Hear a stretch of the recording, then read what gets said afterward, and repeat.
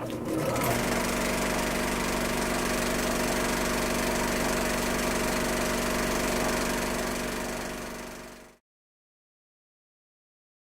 want to start by letting you hear a song in the Abenaki language so you can hear a little bit of what it sounds like. This is a welcome song, traditional greeting song.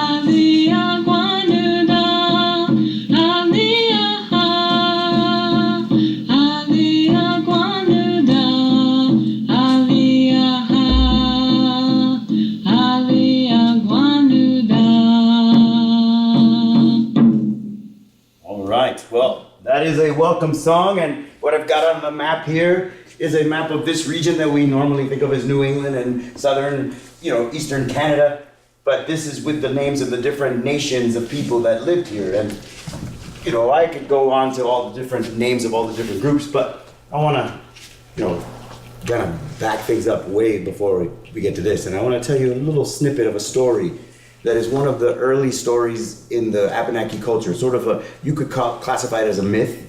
But there's a lot of this story that sounds very true. And it's about how this land that we live in got shaped by the first intelligent being that lived here. So in the Abenaki stories, before humans lived on this land, there was a person who made himself spontaneously from sediment, from gravel, from sand, from clay. And the name of this person is Ojihozo, which in the Abenaki language means the man who made himself. And this person had no parents. He had to learn everything on his own the hard way in a lot of examples. But one of the things that happens in the stories of Ojihozo is that he decides to make his body larger by taking boulders and rocks from the mountains around him. And then he starts realizing that these mountains are like a playground. They're fun. You can climb up and slide back down. And he has so much fun that he ends up flattening most of the mountains in this region and digging most of the little creeks into giant rivers as he tries to drag his muddy body through all of these places. He ends up making the rivers wider, the lakes deeper, the mountains a little more tame and less pointy. And when it's all said and done, when his journeys are all over, he decides that he loves this place that he created and he wants to rest in it and enjoy it for the rest of his life. So he decides to retire in the middle of Lake Champlain, which is known by the Abenaki name Betalbegok, which actually means the waters in between. That's going to be very relevant in a little while. But there, Lake Champlain, for the Western Abenaki Nation, the people of this region, that is sort of like the center of the universe, you could say. And where Ojihozo sits in the water is a rock that is known on the maps as Rock Dunder. Tragically, there was a recent death there by a kayaker that drowned. So if you heard that in the news, that rock is not just a rock, it is Ojihozo himself for the Abenaki people. That's his final resting place. And you can see the rock almost resembles a head and shoulders sitting in the water. And that landscape that he made, he's sitting there enjoying his view. But what I like about that story of Ojihozo is that if you replace his name with another scientific term, the word glacier, everything in that story is true.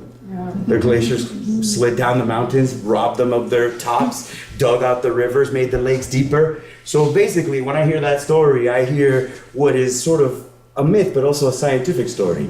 It's the story that was made up by the ancestors of the Abenaki people to explain why the land where they lived looked the way that it does, and it's a really good explanation. It gets everything down that geologists later, figured out in other times. But it basically tells you how long the people have been living here. When I went up to the Abenaki Museum up in Quebec, and I have their website up later, I can show it to you. There was a huge dictionary there of all these Abenaki words. And what surprised me the most was that there are words for animals that have been extinct for millennia, like mammoth and mastodon. Those words still exist in the Abenaki language. And Vermont state geologists have found, have reports like this that they put out years ago, basically they have found that people have lived in this land continuously for 12,000 years. So that's when the Ice Age glaciers melted. So literally, as soon as the ice was gone from this land, people started, moving in, hunting the animals that lived back then, the mastodons, the woolly mammoths. We know that they lived in Vermont. We have their fossils. And so we know that the stone tools of the people who lived back then that were made for hunting those giant prey animals.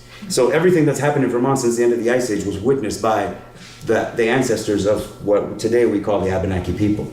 And I want to get into that word, that name.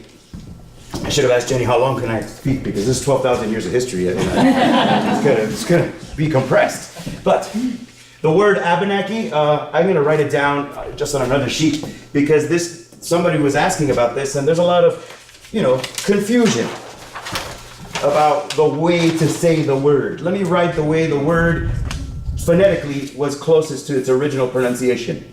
Wabanakik.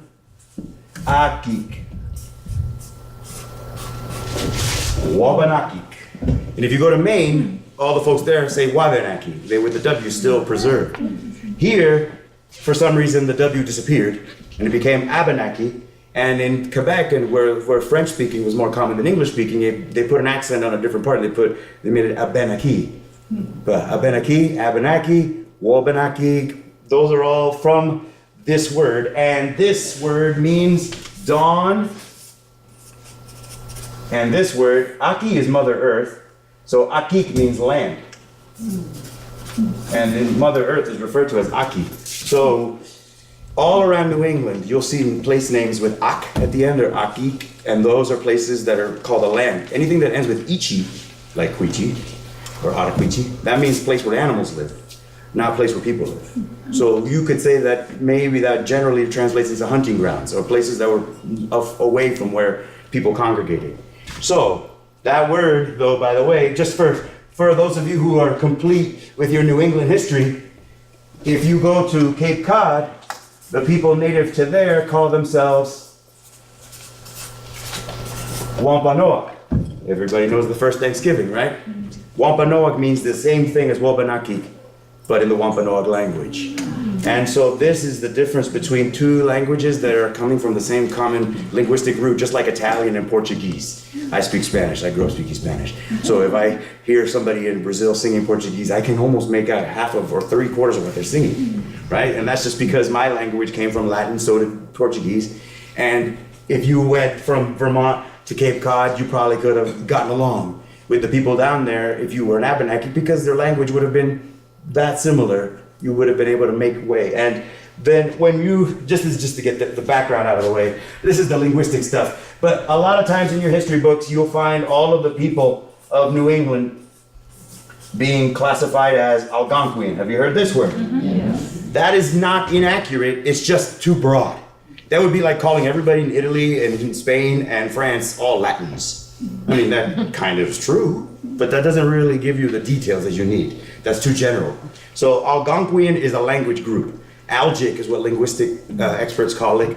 And that language group is pretty much the eastern half of Canada and down the east coast of the United States all the way to the Carolinas and Virginia. So Pocahontas, the Powhatan people of her nation would have spoken an Algonquian language similar to Abenaki, but it's different in just as much as any two languages in Europe are different from each other. So one of the interesting things about this, I'm not going to spend much time on linguistics, but this country, the United States, has more than 530 native languages here and 26 linguistic groups. I'm not a linguist, but that kind of blew me away, because Europe has 4 linguistic groups, like Indo-European, Finno-Ugric, Slavic. There are not that many linguistic groups, but there's a lot of languages in Europe. But this country had 26 linguistic groups and 530 different languages. So that diversity is hard to, only Africa gets close to that number of languages today that was common here. So this country had a lot of different people in it, but a lot of people in this area would have been able to speak to each other, and that meant that it was common for people to marry from one nation to another. There was always stories of travel from back and forth. In fact, archaeologists have found things in Vermont that were brought from Alaska or Florida through trade. That's far away. A lot of pure copper nuggets were brought from Lake Superior to this region through trade. So people could get stuff from anywhere back in those days. It didn't mean that they met people from anywhere, but they were exposed to concepts and materials from all over this continent, going back thousands of years. So if you look at this map, if you're wondering, what about Greensboro? Well, if you see right here, you see Kowasuk. Now, the biggest city, and I'm not exaggerating when I say city, in this region before Europeans arrived was called Coos, which is where Newberry, Vermont is today. And there's a big oxbow there. Almost all of it is planted with corn for the hatchland dairy, and that fertile soil was growing corn for thousands of years, or maybe not thousands, but at least 1,000 years before Europeans arrived, and beans and squash. And the folks didn't live on the floodplain for obvious reasons, but it's a great place to grow your food. And there would have been wigwams all around the bluffs near that river valley. And the way we know how many people used to live there was because of a French Jesuit missionary. The first European person to step foot into Coos did so in 1700. And he said that he counted 5,000 fighting men in that village. Now, if that's true, and he had no reason to exaggerate. This was for their mission plans. The Jesuits were, a crusade to bring Christianity to every part of the world. So then for them, the population was just a matter of planning. They just wanted to know how many priests they needed to send in there.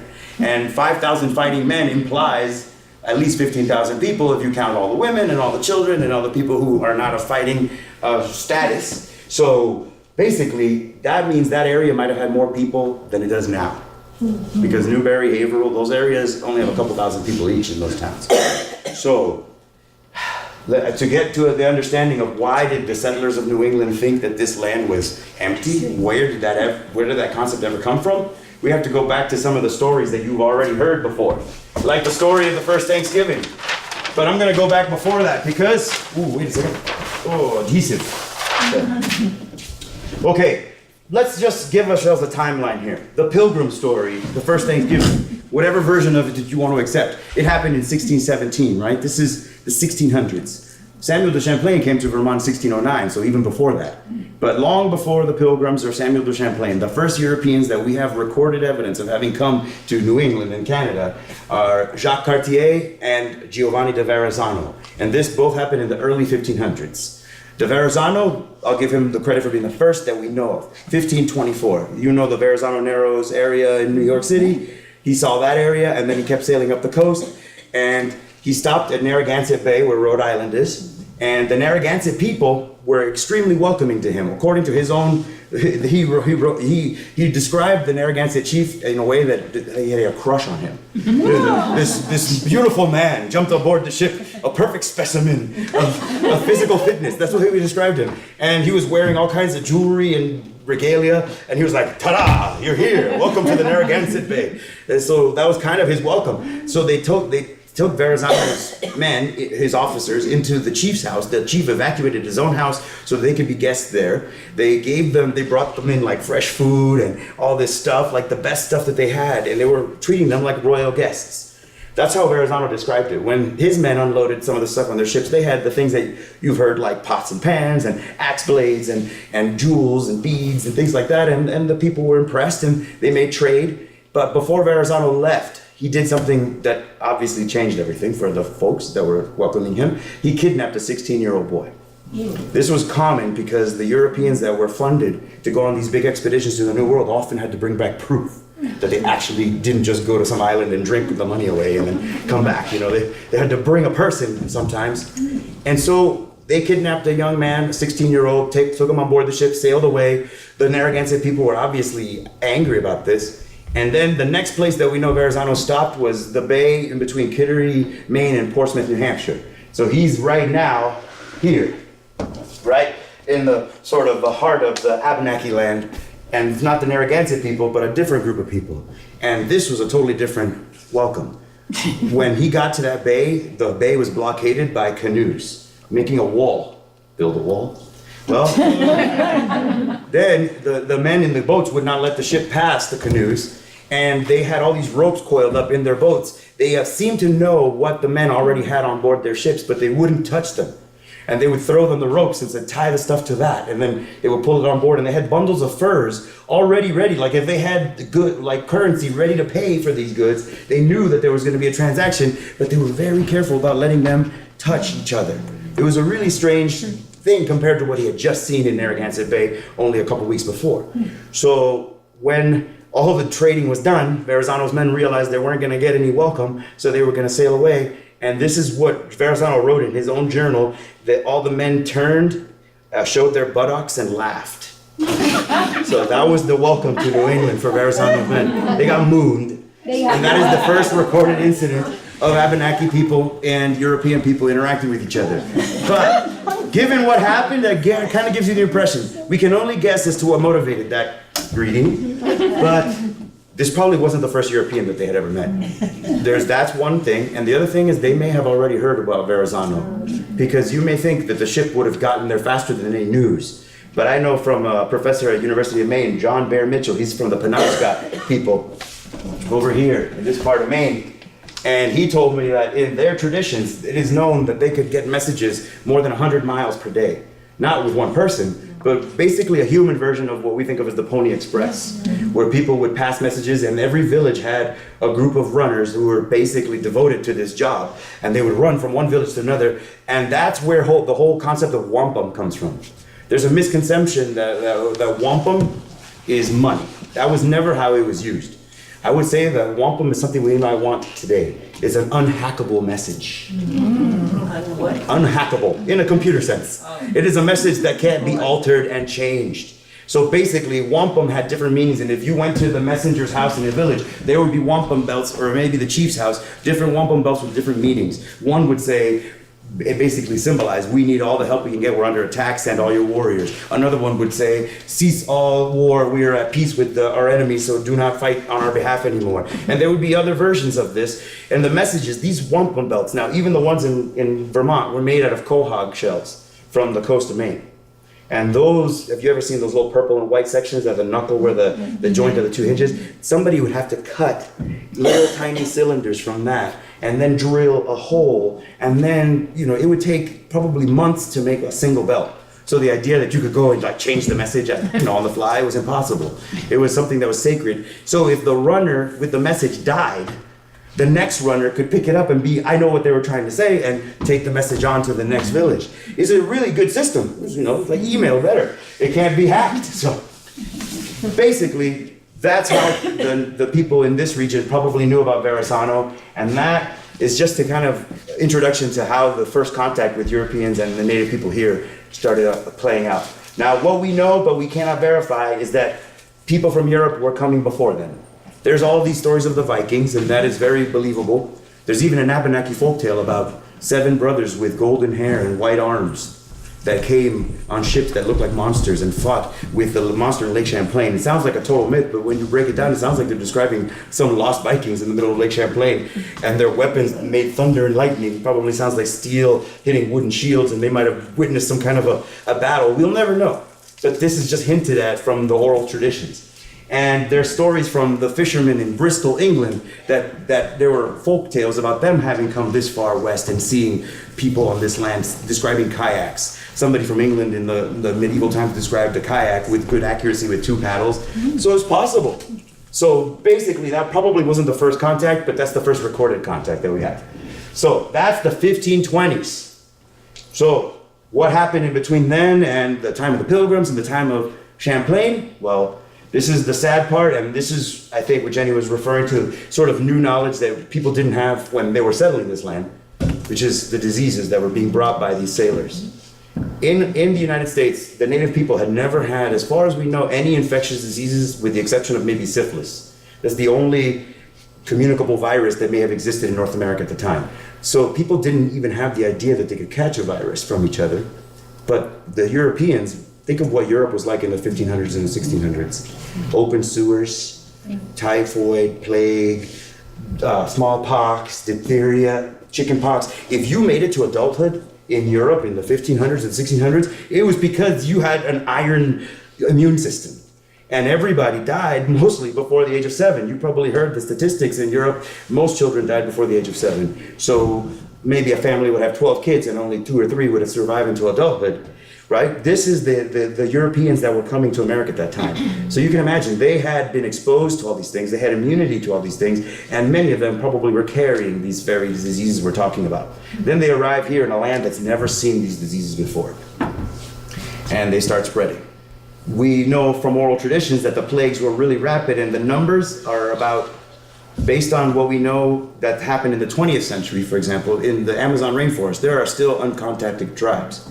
You probably heard about it in the news. They make nice, not so friendly gestures to the helicopters that fly over and take pictures of them. And there's a reason why those people are afraid to be contacted by the outside. Even now, in today's world, when they meet outsiders, 90% of them die from the diseases. And that's what is estimated to have happened here too. But in the 1500s, 90% of the population just was wiped out, mostly before any great number of Europeans even came to settle here. Those early contacts were just enough to bring the viruses. Just to give you some actual, way to understand it. When Jacques Cartier came from France, he sailed down the St. Lawrence. He landed here, on the Gaspé Peninsula, and then he went his way here to Quebec City, which was at that time called Stadacona. He said that before he got to Stadacona, he saw miles and miles and miles of cornfields along the St. Lawrence. That would be food for thousands of people. And then when he got further down, he went to where Montreal is today, and that place was called Hochelaga. And Mount Royal, Montreal, the mountain that's in the center of the city, was where the chief lived, and the chief was named Donnacona. At least that's how they wrote his name. He took him up and he pointed towards Vermont, those green mountains. He goes, those people that live down there, we don't like them so much. It was actually kind of true. There was a war going on between the people of the St. Lawrence, which are related to the Iroquois people, and the people of Vermont, which are the Abenaki people. There was a long brewing conflict between those two nations. So that's the first reference we have to Vermont, is from a chief who was fighting against Vermonters, basically. But when Cartier went back to France, his journeys were chronicled, and little Samuel de Champlain grew up reading books about Jacques Cartier. This was 2 generations before him. He came here in the 1600s, this was the 1530s. So he grew up reading the stories of Jacques Cartier's exploration of Canada, and he was like, oh, I can't wait to go. I want to grow up and I want to go to these places. And he did. He finally got to live his dream, and when he explored this area, he saw abandoned cornfields. He saw miles and miles of weed-filled fields that looked like they would have been cornfields, but they were overgrown with plants. And he saw villages abandoned. He saw longhouses broken and falling over. And he said, where's all the people that Cartier talked about? And now we kind of know what happened between that time. 1600s to 1530s, only 70 years or so. In that time, this region was being depopulated by these diseases. And the people that were around in the 1600s, when Europeans started coming and settling in large numbers, they were basically a post-apocalyptic population. I'm not exaggerating. It's hard to imagine losing 90% of everybody that you know. What 10% survives? Whatever random people happen to live, whatever they remember. So these are people who, think of all the post-apocalyptic movies that we have, like Mad Max and things like that. This is kind of closer to what the life was like for the folks when Europeans started coming in large numbers. Not just explorers, but settlers and farmers. That's what happened. So let me go on this list, because these people bridged that time all the way to the modern era. Homer St. Francis only died a few years ago. And Samoset was actually at the first Thanksgiving. He's not Squanto. Everybody's heard of Squanto from that story. His real name was Tisquantum. Samoset also spoke English. There were 2 people there who already spoke English before the Pilgrims arrived. That tells you how much contact they had already had with Europeans. Tisquantum, I'm not going to talk about him. He was actually Wampanoag. But the reason why he knew English was because he had been kidnapped by pirates or sailors or fishermen, taken to Malaga, Spain, sold to a British nobleman in England, and for many years he stood as a living statue in a living room of some British manor, being poked and prodded and asked questions, but he learned English in that time. So he was like a living museum exhibit for a long time. Then the savage from the New World finally found a way to get out of that and sailed back to the New World, shows up in his old village on Cape Cod to find that there's nobody left but him. And he shows up only a few months before the Pilgrims do. So you can imagine he had spent as much time in England as he had growing up with the Wampanoag people. And they must have thought it was like a miracle that this guy showed up. But that's why he was there, because he had already been to Europe and back. Now, Samoset hadn't gone to Europe, but he had also been kidnapped by a crew of sailors that had taught him English, and in a few months, he had been kidnapped from the New Hampshire coast, but by the time he escaped, they were by Cape Cod. So here's another English-speaking native person that is already there before the so-called pilgrims. They didn't call themselves pilgrims, they called themselves separatists. And that's because they were separate from the Church of England. They were trying to separate and look for that religious freedom that they were not going to give to anybody else who lived here. But anyway, but anyway, that's another story. So when you hear about the first Thanksgiving, Massasoit is the chief in that story. Massasoit was the Wampanoag chief, but when he became chief, the number of people that he oversaw, whatever you want to call it, was 10,000 or so. By the time the Pilgrims arrived, it was less than 800. So just like that 90% I'm talking about, he saw his people disappear before his eyes. And then when the English folks showed up, he realized that his people were disappearing, but not all of the people in New England were disappearing at the same rate. Some of them were farther inland and they were pressing their advantage. They were like, hey, you can't defend all that land. We're going to start taking little bits of it. And so the English people show up, and this is part of the motivation for why they were so friendly. They were like, we need somebody to help us keep our land. And these folks that just showed up have guns. That might help. Okay, so that's a more realistic assessment of what happened during that time. But just remember that there was an Abenaki man who had been kidnapped by English sailors that was a part of the Thanksgiving story, usually gets left out. But that just tells you how confusing those days were. Well, so let's fast forward a couple generations. The early 1600s, Passaconaway, he lived around the same time, but he was from Pennacook, which is actually where Concord and Manchester, New Hampshire are. And in the 1660s, he was already 100 years old. So basically, he lived through that whole transition from the first explorers to settlers from England coming in great numbers. And he actually tried to plea for peace during a time which was about to become very bloody in New England. In the 1660s, you probably heard of King Philip's War. Mm-hmm. King Philip was the grandson of Massasoit, the guy who hosted the English people at the first Thanksgiving. 2 generations later was ready to declare war on all of them because English people were arriving at 100,000 a year at that time in the 1600s.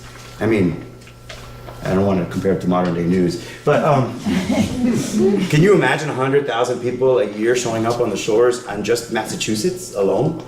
So you can imagine that they were panicking in the sense that, like, we're disappearing, those people are multiplying, and in a matter of years, we are gonna be wiped out. There's not gonna be native people in this land. So Metacom, his real name, not King Philip, was getting all the nations of New England ready to openly declare war on all the English people. And the one person who was leading the contingent of peacemakers was Passaconaway. He pleaded that they wouldn't do such a thing, that they would make peace, that they would basically, he could see that the odds were stacked against them, but they didn't listen. And the majority of the people went on, Metacom's raids, and they started attacking all these English settlements. And Kankamagus, the famous highway in New Hampshire, no?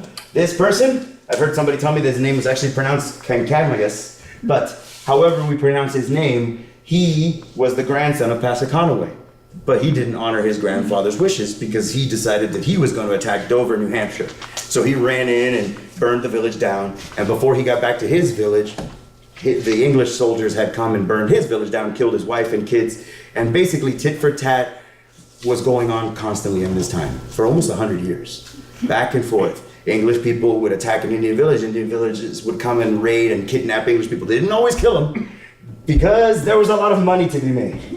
Ransom.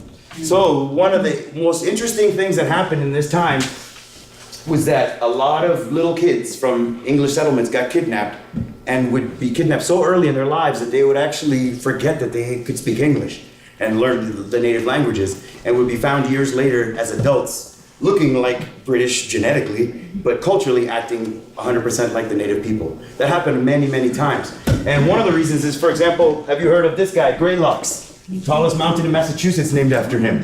He was from where Swanton, Vermont is. So he probably walked through Greensboro many, many times because, well, I'll tell you, it's kind of odd that Massachusetts would name its tallest mountain after him. Because if you lived in Massachusetts in the 1720s, okay, so we're jumping forward now, from the 1660s to the 1720s, then there was even more English people. The villages that you know as towns in Massachusetts, like Deerfield, Hadley, those were already established. And Deerfield and those places were close to Vermont, so they got raided frequently because Vermont was like a, no Englishman's land. I'll say it that way. It's very different if you were French at that time. So I feel like I'm jumping all over the place. So let's just say what this guy did, Greylocks. In the 1720s, the reason why they call him Greylocks is because even though he was a young man, he had a stripe of white hair on his head. So that made him stand out like a skunk stripe. And so the English people that saw him called him Greylocks. But his Abenaki name, at least the nickname that he earned, is Wawanolewat, which means the one who cannot be followed. And for 4 years straight in the 1720s, he would run into those little villages in Massachusetts. He would cause havoc with only like 12 guys. You could say it's guerrilla warfare. They would hide in the woods near the town, wait till everybody went to bed. They would run in with some torches and set every barn on every house on fire, and then run back into the woods. Everybody would wake up freaking out. They'd get the militia. This is why there were militias in New England, by the way. The Minutemen were not to fight against the British, of course. They were originally to fight against raids like this. And so the village's Minutemen would be woken up, get up, they're here, the Indians. And they would come out and muster in the middle of the town square, get their muskets ready, probably wearing the pajamas. Where'd they go? And they couldn't find them. So they would organize a march and they would go searching for them all around the countryside. And Greylock would be just hanging out like nearby, watching them, go through all their trouble. And then right before they got back to their villages, he would attack them again to totally demoralize them and then disappear. Never got caught once. And he got so frustrating that the English colonial authorities built 4 forts on the Connecticut River so that they would have a chance of spotting him ahead of time. Only one of them still exists, number 4. Fort number 4 in Charlestown, New Hampshire. But the 4 other forts, I think Hinsdale and Dummerston and Vernon, Vermont, those 4 towns were basically built because of those forts that were there. And those forts were there to stop Greylocks, which is kind of a joke given that his deep history of knowledge of this land, to think that 4 little buildings on the river are going to stop him from getting to Massachusetts. It's kind of absurd. They could just go around.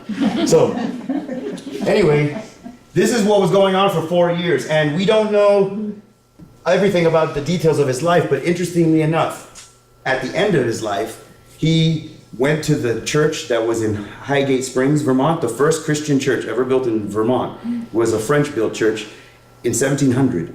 And he went there, and it was already there for a while. He converted to Catholicism, and he had all of his grandchildren baptized.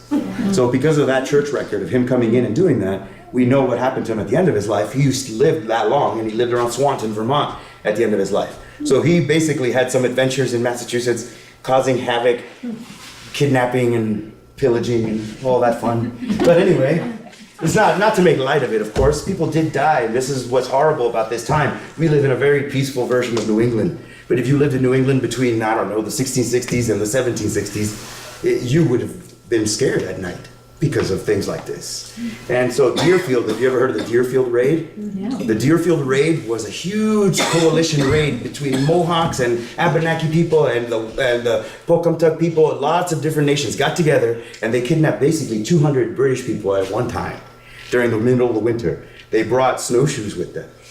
So the British soldiers could not catch up with them after this. They brought snowshoes for their captives. It's kind of cool if you think about it. But so basically they marched everybody out. Let's go. Not everybody was cool with this idea. The pastor of Deerfield was killed in the raid. A lot of people were killed, but a lot of people just didn't resist and went with them.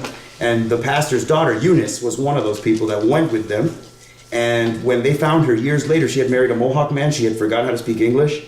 And she was blonde, but other than that, you wouldn't be able to know that she wasn't an Abenaki person. So that is how New England was during those times. Let me go on to a different side of the story. The British people coming to this land were called Bostoniac in the Abenaki language. That's the Abenaki word for British settlers. Can you guess why? Bostoniac? Oh. Boston, exactly. So the name that the Abenaki used for people from France was Blackmonac. And I don't know what that meant. I don't know what it refers to. But I always wonder if it has to do with the Jesuits and their black robes. Maybe something like that. But that's an English word, black, not noir, like in French.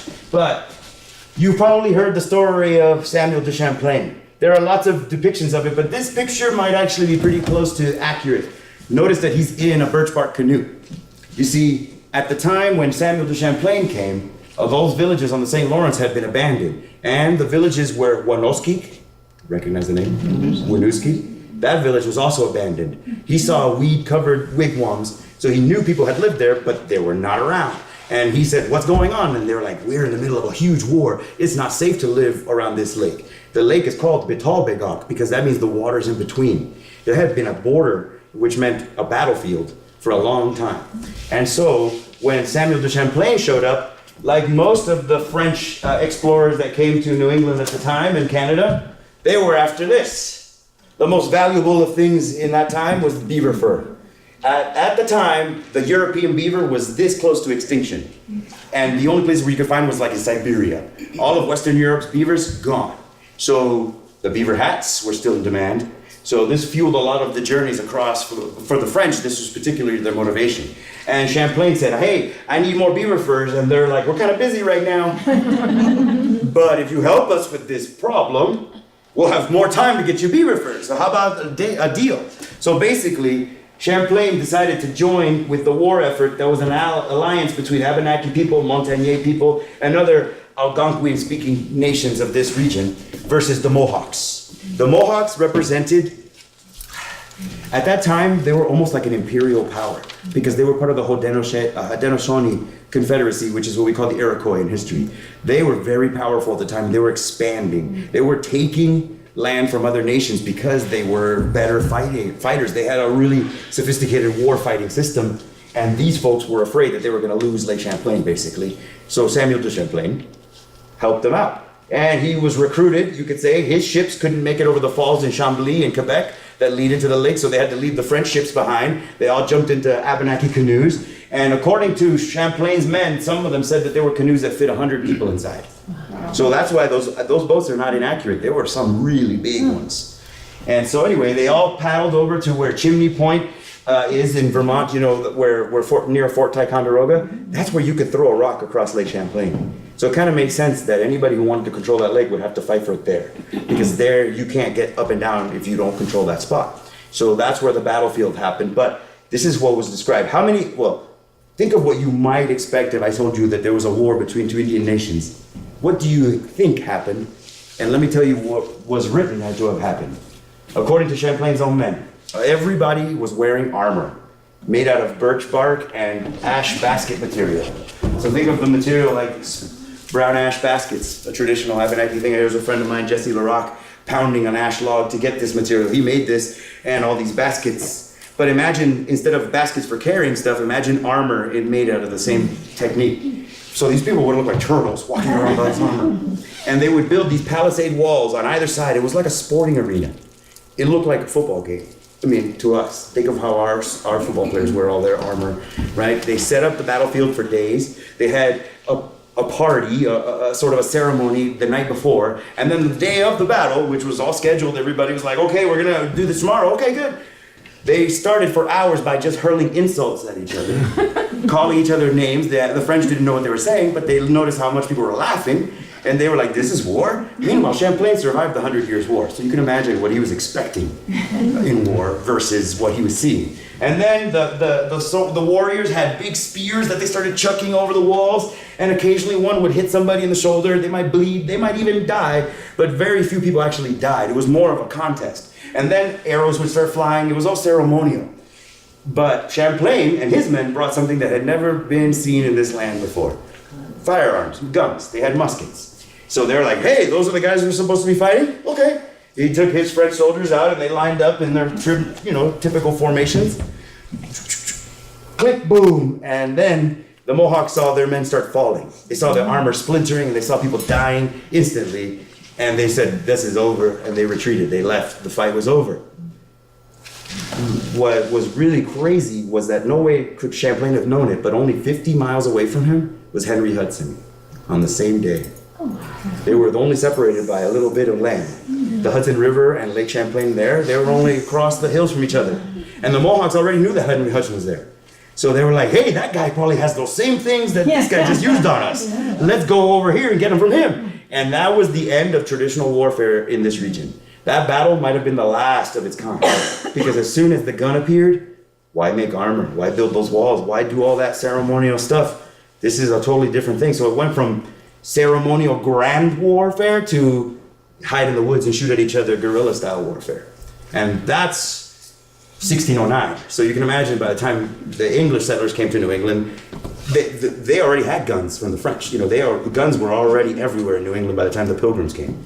So it wasn't everybody that had a gun, but they were very common.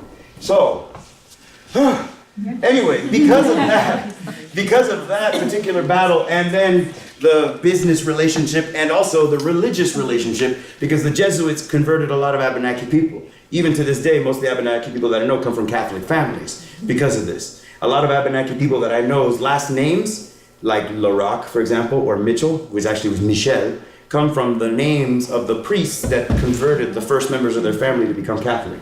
So they didn't have last names in the European sense, but they got them from the French priests. So there's a lot of Abenaki families with the same last name. Not because they're related, but just because they were converted by the same priest, basically. And interestingly enough though, this became a last name. If you go into Quebec near the town of St. Francis and you get a phone book, I actually did this, there's dozens of people with Wawanolet or Wanolet as their last name, implying that they're probably descended from Greylocks or his family. So pretty cool that, that's in the phone book. But now, here we come to a name that does not seem like a native name, but sounds like an English name or a French name or both. Joseph St. Louis Gill. This was, if you look in the history books, he was listed as the white chief of the Abenaki. Why? Because his parents were two English kids that were kidnapped as toddlers. They lived in an Abenaki village their whole lives. They got married to each other, so they had a very English-looking baby who knew nothing of English culture. And he was raised in Odanak, which is St. Francis, Saint-François-du-Lac in Quebec, the town, which was where the Jesuits built a mission. So this is where the confusion comes in when it comes to Vermont history. When Ethan Allen tried to justify taking land away from Abenaki people, he said they're not from Vermont, they're St. Francis Indians. That's a total, red herring. If you go up there, you'll see that the English Anglophone version of the sign says, in memory of the St. Francis Indians who served in World Wars I and II. We're talking modern times now. And in French, à la mémoire des Abenaki. You notice that they didn't use St. Francis, they used Abenaki. They're the same thing. The reason why they got called St. Francis Indians is that's because in the English mind, that was where they went to canoodle with the French and get weapons, trade, get money. And that was where the mission was, that was where the big church was. Anybody seen North by Northwest? Okay. Does anybody know Robert Rogers? Yes. We'll get to that in a moment. But Joseph St. Louis Gill, well, before I tell that story, I'm sorry, but I have to tell you one of the most tragic incidences in Abenaki history, and this will set the ground for the American Revolution. But you probably know, all you history buffs in here, the French and Indian War. You probably know that Jacob Bailey, Moses Hazen, they got their military experience fighting in that war, which was basically a war here between New England and New France, which was a mini version of the big war happening between Old England and Old France, right? So we have the American counterpart to a European war happening here. And at that time, naturally, because of their long alliance with the French, the Abenaki people allied with the French in this conflict. That meant Vermont was enemy territory for the British colonists because it was Abenaki land. Now I have a little bit of a connection to this. One of the generals of the British Army at the time was Lord Geoffrey Amherst. I went to a college named after him. Lord Geoffrey Amherst is actually the person given credit for coming up with the idea of using biological warfare in this continent.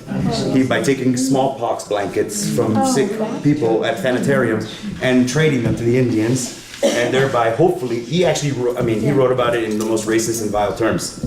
So you can't question his motives. He wanted to annihilate this race from the earth, literally. That's how he wrote about the Indians. So he had a guy who was one of his captains under the military named Robert Rogers. Have you heard of him? Yes. Well, that show Turn, I haven't seen it. People told me he's a main character in that. He was a really weird military guy who adopted the way of dress and jewelry of the people he was killing. He'd be like, that's a cool necklace, punk, I'm gonna wear it now. So he killed a lot of Indians, but he would adopt their style of dress in a sort of superficial way. So he kind of looked like this hybrid of English and Indian culture. And he was a notorious alcoholic, that's another thing altogether. But the thing that's important for us is that in 1759, he was ordered by Lord Jeffrey Amherst to go and attack Odanak, St. Francis, that Jesuit mission, because they wanted to go behind enemy lines, hit the Abenaki people in their home turf, and be like, that's what you get for helping the French. Hopefully that'll stop them from helping the French, and we'll be able to take Quebec more easily that way. That was the whole strategy. So they sent Robert Rogers up, and in October, they actually traveled up, I believe, from Fort Ticonderoga, across Lake Champlain. They went across, I think, on the Winooski River. They basically made their way to Lake Memphremagog, and then they went north from Memphremagog up I think it's called the St. Francis River eventually, that heads to Saint Francois du Lac, where it meets the St. Lawrence. So that was their path in. They got there in the middle of the night, and right before sunrise, they set every wigwam on fire. And then the people who were still alive and got out in time ran to the church, figuring these Christian soldiers wouldn't burn a church. And what they did. And they burned all the people inside, the nuns, the priests, whoever was there. I don't know how many members of the clergy were there, but they all died. And whoever took refuge in the church all died. They locked the church up and then they burned it down. One of the mysteries from that was that there was a silver statue of the Madonna from Lourdes, brought from France, that was there at a shrine. That never was found again. It's probably taken by one of the soldiers and lost. But anyway, so then they left. They evacuated and they tried to make their way down the Connecticut River towards Massachusetts from the other side of Vermont, on the eastern side of Vermont. And this is where things went wrong. Captain Robert Rogers and his officers, they took boats. So they got home safely. But the other men had to walk. And out of 220 soldiers that went on this raid, only 20 made it back to Massachusetts. So roughly 200 were killed before they got there by the people who were pursuing them from Odanak all the way. And I know this because in Barnet, there's an island called the Stevens Island in the middle of the Connecticut River, where the first Scottish settlers that came there to plow those fields found the buckles and the scabbards and the holsters from the weapons of these soldiers that were killed on that raid. So there's two versions of this story, of course. Robert Rogers, who was hoping for a promotion, said that they killed everybody, 200 and something Indians, all dead. According to Abenaki oral tradition, only 30 people died. Mostly the people in the church, the clergy themselves, the missionaries themselves. Why? Because according to Abenaki oral tradition, which is not in Robert Rogers' report, one of the guides that took them up there was Abenaki himself. And when he caught wind of what they were planning, he snuck out of the camp hours before and told everybody, they're gonna come and kill us all. You guys gotta get out of here. Joseph St. Louis Gill was a child at that time. And he lived there and he escaped, he survived. So we know somebody who survived that particular raid. So anyway, when they, got back to Massachusetts, they considered this a big victory. The church was burned down. This is the rebuilt church. It's been rebuilt since that time, but if you ever go to St. Francis, you can see the place and you'll see a plaque there that says an Abenaki word, Nemikwal Damnana, which means we will remember. This area is planted as a living memorial to the St. Francis Indians, men, women, and children who died in Rogers' raid, October 4th, 1759.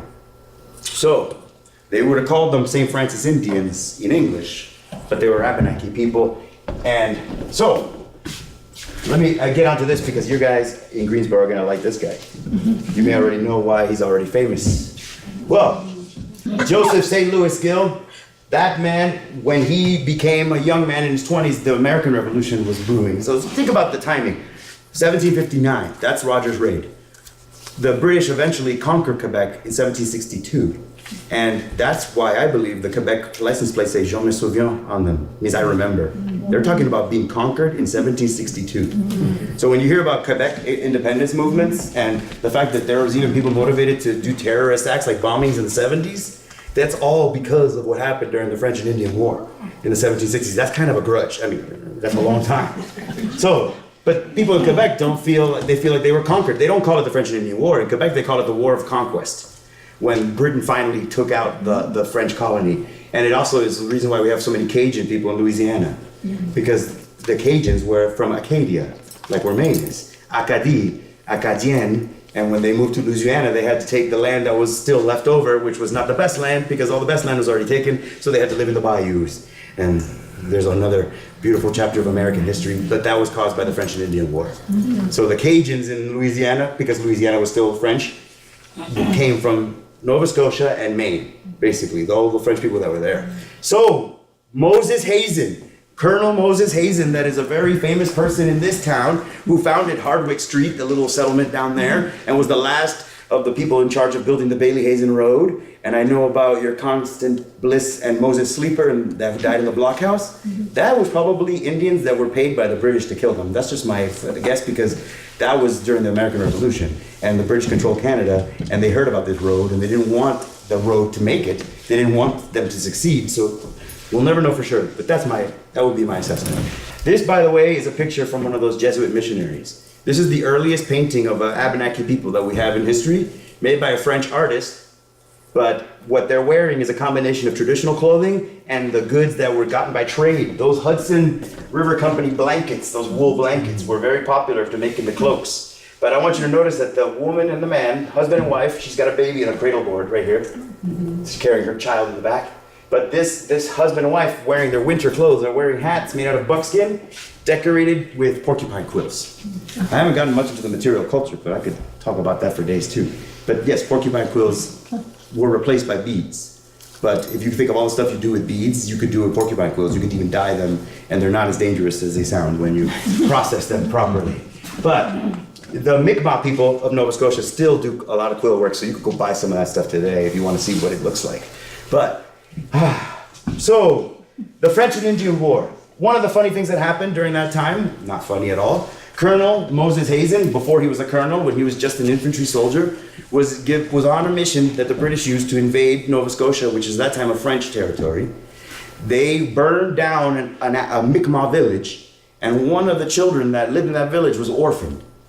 His name was Zosep. Zosep became a nomad because his parents were killed, his whole village was destroyed. So he basically survived in this colonial, weird, post-apocalyptic landscape by traveling from place to place. Zosep ended up being in Newbury, Vermont at the time when Jacob Bailey moved there at the French and Indian War. So you see, this is a really weird circle of connection. But when Indian Joe, his real name was Zosep, and you can see how in the ear of an English speaker that sounded like Joseph. So Zosep became Joseph, became Joe.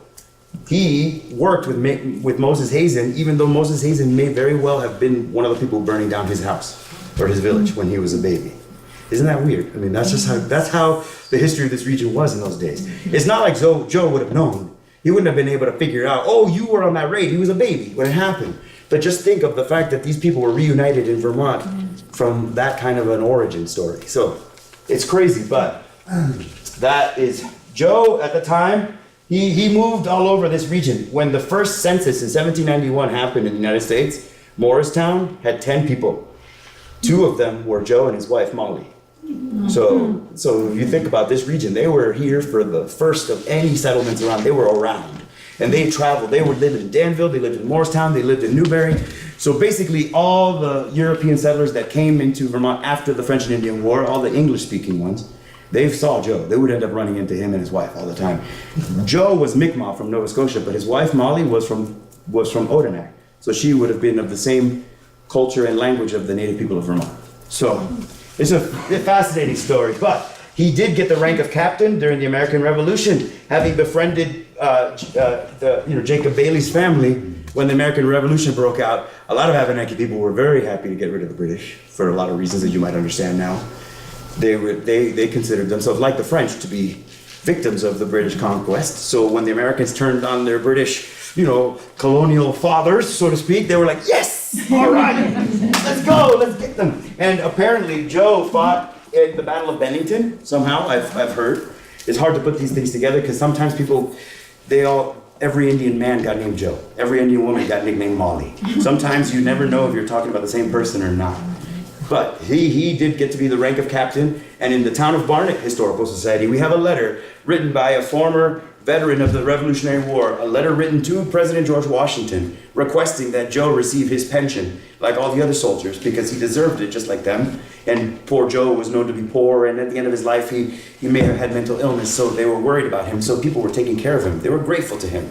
And everywhere he's referred to as the good Indian, I hate those things, but this is a remarkable thing in those times. So Joe ended up living he died around the time of the War of 1812, and at that time you'd think, that the English-speaking settlers would be grateful for all the help that the Abenaki people gave them, being the British, but that's not what happened. At that time, if you were Abenaki, it was basically being put in the lowest level of the American caste system, which is ironic because America's not supposed to have a caste system. America was supposed to be a country where all people are created equal, but we know that still hasn't become true yet. We hope. And in the case of the Abenaki folks, if you lived here at that time, you would have been treated very badly. And that's where I get to somebody who actually I have a photograph of, Sarah Summers. Sarah Summers lived in Lunenburg, Vermont. Right, not too far away from here, close to St. Johnsbury. And she was a midwife, and they called her a healer, a medicine woman, but that means that she just had knowledge of herbal medicine. And in those days, they didn't have doctors around here, so she was very popular for her healing ability. And she was also a basket maker, like my friend Jessie LaRock. She used to make a lot of baskets out of sweetgrass, and the people who knew her said that her hands always smelled like sweetgrass. And if you want, you can smell it after the program. It does smell very nice. But she was called all kinds of horrible names when she was a child. They called her a river rat. They called her a gypsy. These were the common slurs that were used against Abenaki people, which is kind of interesting. Gypsy? Why? Well, because if you lived as an Abenaki person, you couldn't really go buy a house in town. You couldn't rent an apartment. So people basically, even though traditionally they were not a nomadic people, the Abenaki people were never a nomadic culture, like, for example, like the Lakota people in the plains. They became nomadic in the modern America because they had to go to places where they could get work. Migrant workers going from one farm to another. So people started calling them gypsies. River rats because of the fact that they often camped out in, the floodplains and the river areas, which would have been traditional places for their ancestors, but also the only places where you could live in a society that wouldn't let you into town. So that's the world that Sarah Summers lived in. She lived to be 107 years old. And when she was dying, something very sinister started happening in the world and in Vermont. And this is why a lot of people don't think Abenaki people are around here even today. This is why a lot of Vermonters have Abenaki ancestry and they don't even know it. Have anyone here heard about the eugenics survey? Well, they called it the health survey, but the eugenics program, whatever you want to call this horrible thing, was actually sort of an analog to what was going on in Europe at the time when the Nazis started trying to purify the master race. This is a pseudoscience based on the idea of getting rid of unwanted peoples, sterilizing them, get rid of their genes, and then you can make society a better place. UVM has the archive of all the things that were written at that time. But just to give you a context, how this could have happened in Vermont, such a tolerant place, right? Well, in the 1920s, the Ku Klux Klan had chapters in all the states, including Vermont. And the Ku Klux Klan had tried to rehabilitate itself to be like a Christian community service organization as opposed to, the white supremacist lynching organization that they really are. So at that time, they had kind of dressed themselves up. You might see pictures of the 1920s Klan march down the streets of Washington, D.C. That's real. There was a man named Frederick Trump who was a member of the Klan at that time in the 1920s. You could connect the dots. But, so a lot of people were members of the Klan. Not that that cleans it up, but that was very common. About half of all men in the United States were members of the Klan at the time. Half, that's scary to me. So that's where you have this, I don't know, you could say the foundation for where this could come from, the idea of eugenics and why it became popular. So these pseudoscientists were everywhere in the world. They took root in Germany and they got power in Germany. They fortunately never got the power that they got here. But in the 1920s, people were persuaded that we should get rid of these folks. So if you look at the eugenics documents, never do they actually say Abenaki people or Native American, or they wouldn't have said Native American in the 20s, or Indian. But they do say that the targeted peoples include the river rats and the gypsies and the Irish and the French and any other Catholics and anybody who's from what do they call, chronically intoxicated, basically your village drunk. Anybody that they decided was unfavorable for society would be rounded up, told that they were going to be taken to get a public health survey, get their shots, and they would be put into an ambulance, taken to a hospital, knocked out, wake up not knowing that they just got sterilized. This didn't happen just in Vermont. I mean, in North Carolina, there were recent cases where women just got settlements from having had that happen to them. So this happened in a lot of places. Think of what was happening, the Indian boarding schools out west. Think of what was happening in Australia with the Aborigine people. If you haven't seen that movie, Rabbit Proof Fence, just to talk about, there was a lot of that going on all around the world, and Vermont was no exception to that. So, Sarah Summers, here's the weird part of her story. This book about her, written by her descendant, Trudy Ann Parker, who lives in Lunenburg today, the last page of the book has a newspaper clipping. It says, "Over a century, last of the St. Francis tribe, dead in Lunenburg home." The last of, like if it was like some cave woman or something like that, right? The last of her tribe. But then at the end it says, she is survived by several children, grandchildren. And when I read this, I was like, how does that mean she's the last of her kind? She had kids and grandkids. But this is because, at those times, they would, like if you wore a suit, you weren't a real Indian. I don't know, but do you expect people around here today to dress like they did 400 years ago? Did you expect me to come in wearing a ruff like Shakespeare or something like that? Because, who dresses like they used to dress centuries ago? And in the modern era, Abenaki folks used to look like that in the 1600s. In the 1800s, they would have worn top hats. And of course, I always show this is mostly impactful to kids. Because they're like, that's an Abenaki family? But yes, that's an Abenaki family from 100 years ago. Sitting in on their family portrait. Would they have wanted anybody to know that they were Abenaki? No, because that would have been sort of like guaranteeing that they would have had a horrible life. Just to give you an example, a woman that I knew that passed away, she was from the Pennacook Abenaki people. Her name is Nancy Lyons. She told me a story that kind of explained why Abenaki people had such a hard time getting federal recognition. She said her grandfather, when he died, his first wife was listed as his mother on his death certificate, and his second wife was listed as his only wife. But his first wife was a local woman, an Abenaki woman, and when she died, he married a woman from Oklahoma who happened to be a Muskogee woman. Now, there's always all these generalizations, and people have seen those pictures like Edward Curtis's photographs, and there's sort of this idea that all Indians look the same. Look at the complexion of those Abenaki people. They lived in the north, they lived in a forested area, they did not have the same color of skin as people from Oklahoma who lived out in a sunny environment. So Native American people look different from each other, from different regions. And he married this Muskogee woman, and she had very dark skin. And she discovered that when she moved to New Hampshire, that it was advantageous for her to say that she was just black.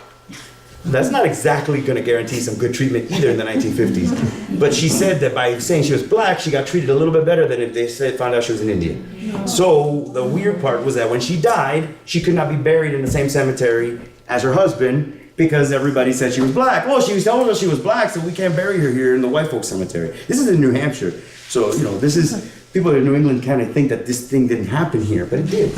And so this is Nancy Lyons' grandparents. And so later on in the 20th century, when Abenaki people tried to get federal recognition, the federal government has these really arcane rules that are closer to animal breeding than actual human culture. Like how many generations back, blood quanta. That's disgusting. It's okay if you're talking about a Jersey cow, but not if you're talking about humans. Think about Joseph St. Louis Gill. His blood quanta would have been 0, but he was 100% Abenaki. So when the federal government made these rules up, they made it almost impossible for Abenaki people to prove their continuous existence here, although that list of people is almost continuous for 400 years, because Homer St. Francis died in the 2000s. So that is where we come to the modern era. Abenaki people may have numbered in New England over, some estimates are as high as 1 million. Just think about that, 1 million people. The lowest estimate is 100,000. So regardless, it was a very populous place. It was not empty. Some places were more populated than they are now. Other places would have been left wild and left to forest. But Homer St. Francis, if you don't know him, I never got to meet the man, but he served in the military. As far as I know, he served in at least 3 branches: the Marines, the Army, and the Navy. He served in Vietnam.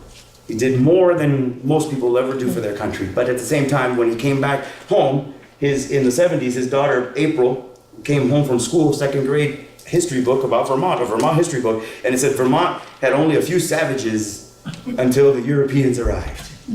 And he was furious. He was like, what? This is totally wrong. And so he decided to help the Abenaki people kind of come out of the closet, so to speak. The eugenics campaign basically made it so that Abenaki families made up false histories. There's even a story by Joseph Bruchac, a great Abenaki storyteller. I have one of his CDs right here, but he wrote a book called Hidden Roots about an Abenaki family that they made up a whole false narrative about Italian ancestry and all this other stuff so that the kid would never know he was Abenaki because it was for his own good. And then he finds out later on that Uncle Joe is actually, this guy from Odanak, and it's a great story. But Homer St. Francis lived in the 60s and 70s, so he had a way to do this: civil disobedience. He saw what was going on in the civil rights movement, and he decided to bring it to Vermont. He started printing Abenaki Nation license plates. You may have heard of this, or they did things called fish-ins, like a sit-in, but they would go fishing without permits in lakes like maybe Lake Caspian, I don't know. And so whenever they did this, they would make sure that the local media and the newspapers would find out. Hopefully the game wardens would show up, or hopefully the highway patrol, the state troopers would pull them over, and they could raise a stink on purpose. And that is why Homer St. Francis became famous, and that meant the Abenaki people were sort of brought back into the daylight. And everybody's like, what? I didn't know there were Indians in Vermont. I mean, I even heard somebody tell me one time, oh, Indians didn't live in Vermont. It's too cold. Yeah. I was like, you better tell the Inuit people that, because they live in a much colder place. But it was just, these misconceptions are all over the place. And it comes from all the things that I just explained. So I know that some of you may be wanting to hear more about what Vermont and this area was like before Europeans came. Like, what was daily life in an Abenaki village like? I mean, I don't want to generalize, but I'll show you a couple quick things. The fact that there was no metal around here generally meant that every tool was made out of stone. However, pure copper did exist, and lots of ornaments were made out of it, but it's not tough enough metal to make into tools. So look at that chart. All of these are real things found in New England. And here's a little stone. We don't have any context on some of these things. The Fairbanks Museum, they used to just throw them in a box. So some of these things may have been brought by Civil War soldiers from the South who brought them from their journeys to Vermont, and they came back to St. J and they said, oh, I found this in North Carolina. Some of them are from this region, but we can't tell because of bad record keeping from that time. But this is a drill bit. And you see a bow drill, the kind that starts a fire? Well, you could drill perfect holes with this on the tip instead of friction for fire. You use it to make the holes. That's just to give you an idea of the sophistication. Stone tools are not Stone Age technology. They were very sophisticated tools, and the shapes of them matched pretty much their analogs in metal tools. Like the axes looked like metal axes, but they were made out of stone. But this is the most famous, Abenaki invention, perhaps, the birch bark canoe. Because a single person could carry a canoe. If you notice all the waterfalls that we have around here, think of this as the original Vermont Subaru. The birch bark canoe. Packed it up for the journey. Are we there yet? Oh, we'll get there when we get there. So that was the center of life. And because life was on the roads made out of water, boats were the vehicle for that. And in Maine, you have people using birch bark canoes up until the 1900s. By the way, the background, you know what that is? Old Town. Guess what they still make in Old Town? Canoes, but out of plastic. That's also the wigwam. They could be different shapes of wigwams, and John Bear Mitchell told me that he actually got a grant to do with a bunch of Penobscot teenagers 16 different wigwam designs that were known from their traditions. So there's not like one kind of house. Some of them were summer wigwams that you build in the villages near the rivers that were on the ground. Winter wigwams would be for your hunting camp, which would be far from town, out in the woods. Hey, is that something that still happens in Vermont? Yeah. A hunting camp far from town? Yeah. That's an Abenaki tradition too. Just like maple syrup, the word toboggan, all these things were happening here before Europeans came. So the summer villages would have little houses on the ground. What this doesn't show you is the winter houses, the ones that were used as hunting camps far in the woods, would be buried 4 feet into the ground. The wigwam would be on top of that, but you'd have all that geothermal heating going on inside the house. You'd get the warmth. Plus, with the fire that you build would heat the walls, and the earth would stay warm. It was a very comfortable situation. The Wampanoag wigwams were not made out of birch bark, but made out of elm bark. But they were almost the same in design. And one of the separatists, the English pilgrims, described it as warmer and drier than the home we left back in England. Think of a stone building with a thatched roof under an English rainstorm. And you can see why wigwam might actually be a lot better, right? So, and another thing that happened during this time, people wonder, how come these English kids went off with the Indians? Like, have you ever read what the English settlers were eating? and how they were surviving in the early days of New England colonies, you would have wanted to run to the Abenakis. You would have been like, we're eating like this little barley that barely grows here, and that guy's eating moose steak. Can I go live with them, please? So there's a lot of that going on. If you were a starving colonist, the lifestyle of the Abenaki people with all this abundance of food would have been very, appealing. Corn, beans, and squash were being cultivated here. Countless other things like ground nuts and things that people don't even think about eating, like Solomon seal, were used as food sources. But there was agriculture. There was also gathering, hunting, and fishing, and let's just say that smoking everything. Smoke fish, smoke fruit, smoke meat, everything smoked. That was the way you preserved everything. So folks would automatically, every time they hunted something, eat something and then smoke it right away at the campsite because you didn't want to waste any of that meat. And so basically, like things like beef jerky, you've heard of pemmican. The Abenaki version of pemmican is the Lakota word, but the Abenaki people had a very similar thing made up of dried fruit, shredded meat, and herbs and spices, and it was something that could be preserved without, refrigeration. You could eat it at any time.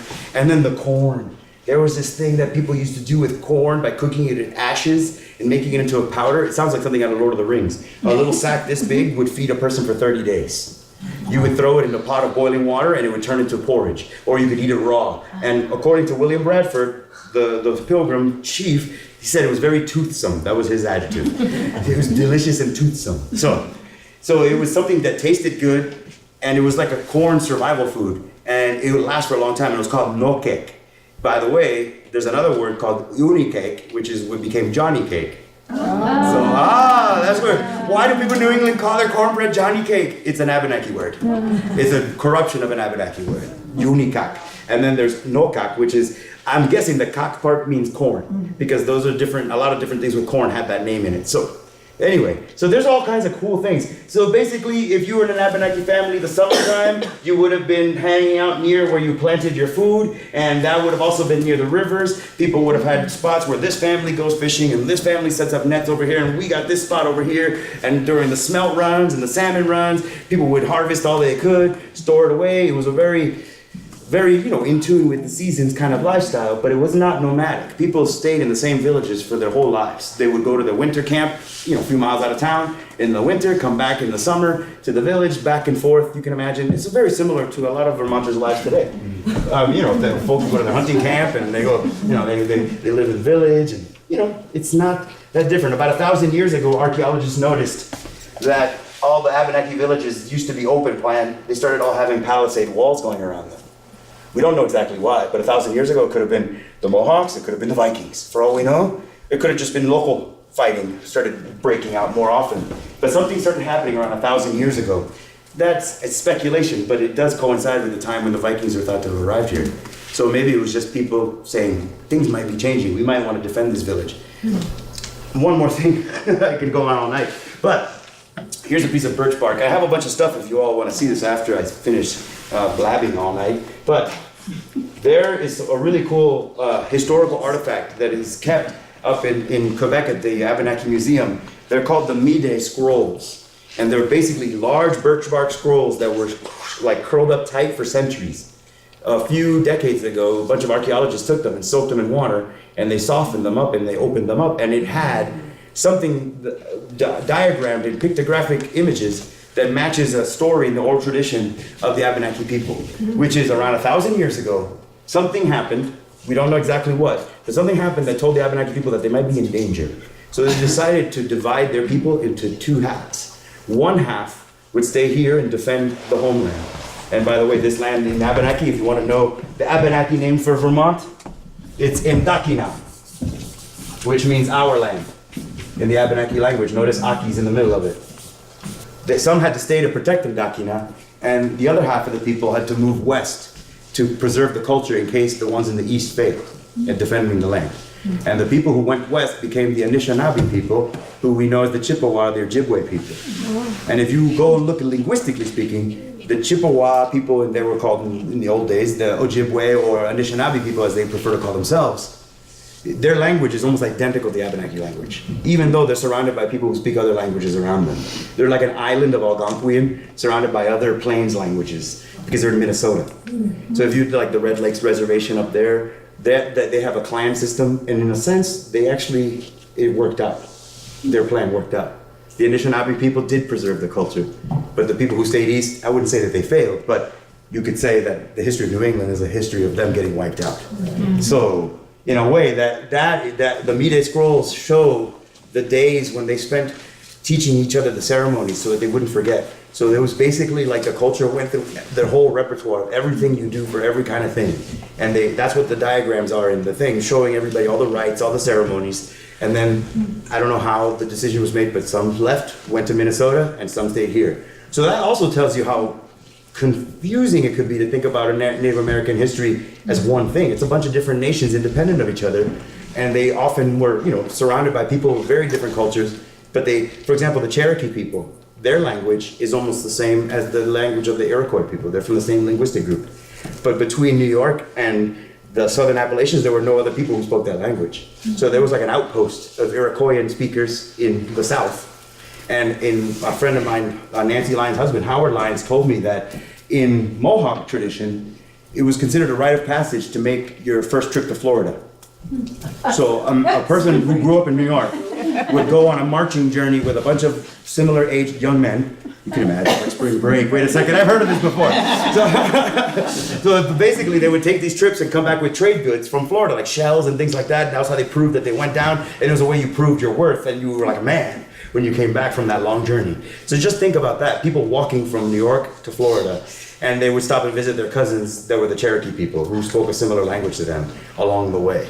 So that's, if you want to understand what America was like in the time before Europeans came here, it was a busy place with a lot of interconnected cultures moving around, marrying each other. It wasn't the somber howl Indian, from popular culture, of course. But I hope that you understand how diverse this area was. So, and I know, I'm getting the hint, I get it.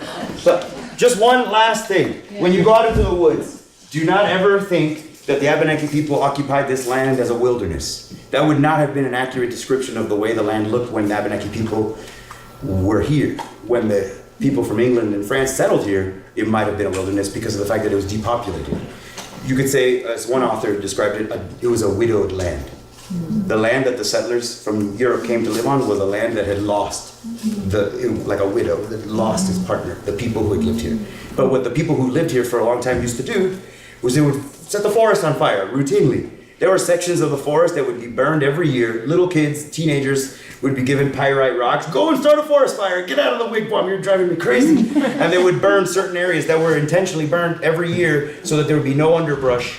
And so that there would be a lot of berry bushes encouraged, a lot of nuts. Chestnuts were favored. 1 out of every 4 trees in Vermont was a chestnut. Wow. Now they're all gone. But those trees, 1 chestnut could feed a family for an entire month. So you can imagine why. That didn't happen by accident. That's like agriculture, but in a different sense. Instead of taking nature and miniaturizing it and putting it onto a little farm, I would say that the cultures of this region turned the entire land into a giant food-producing region for animals and for nuts and for berries. That burning helped create favorable lands for animals. It also made good conditions for hunting because there's no twigs to snap. So if you ever hear the story, the last thing I promise I'll say, this would have been the case around here. Just like John Smith, when he got off of his boat from England, he visited the people in Virginia that are related to the Abenaki people, the Powhatan Indians, Pocahontas's people. And he said that he could get off on the ship. He rode his horse onto the beach, and then he galloped for a mile straight without a branch hitting him through the woods. That's the landscape that Vermont would have been like too. It's hard to imagine. You can't go 2 feet without a hobble bush tripping you now. But so Vermont is more wilderness now than it was when the Abenaki people were the dominant culture here. So I just want to end with that. So.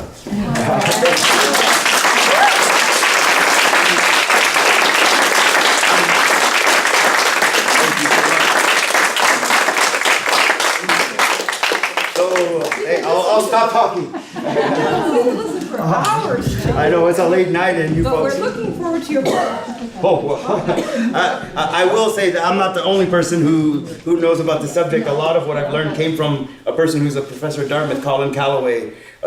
He's got a great Irish accent, this fellow. He's actually the expert on 200 years of all the documentary evidence that we have of Abenaki people, 1600 to 1800. So I highly recommend this book. And another book that you would really enjoy is called 1491. written by Charles Mann. It's like the name implies, is about what was going on here before Europeans arrived. And that's where I found out about Verrazano getting mooned, in that book. But it talks about other stuff, like the lost city of Z, if you hear about that. Just to add to your knowledge of pre-European contact America, there were giant cities in the Amazon, but they disappeared in a matter of minutes, literally, because by the time, from Pizarro's time to, people going out into Brazil's rainforest, those cities were wiped out by the same diseases that wiped out the people of Vermont. So anyway, 1491, this book here, very academic, but keep learning, folks. So.